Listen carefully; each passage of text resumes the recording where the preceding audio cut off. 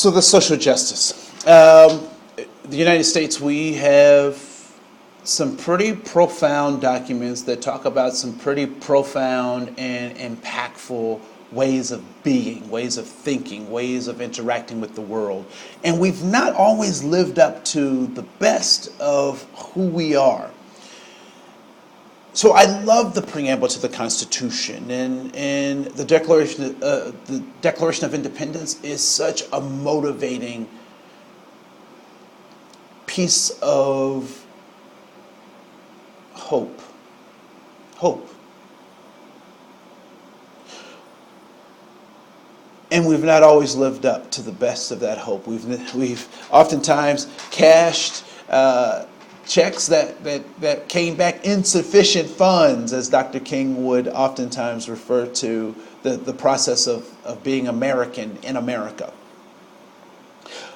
But what I like to suggest is that we've made some attempts, we've made some steps, and we will continue to make those steps. And so 1863 being one of those, the Emancipation Proclamation, later that 13th Amendment, which is interesting because had the 13th Amendment been taken seriously, we would have never needed the 1964 Civil Rights Act, but that's a whole nother conversation.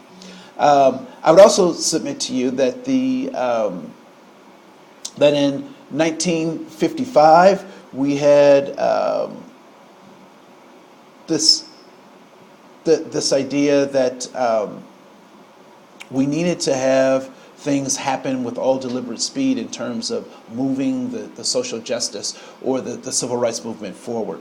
And when I talk about this idea of social justice, what I'm really talking about is really focusing on giving people what the law says. When we talk about civil rights, what we're making sure is that the law is applicable and has everything in it that people need.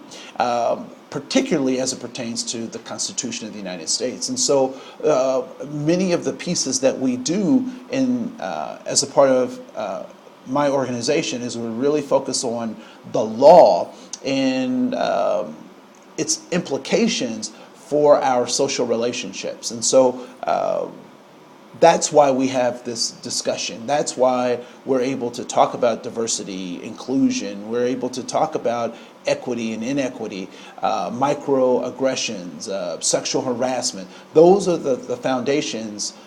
The law is the foundations by which we can operate and have these conversations.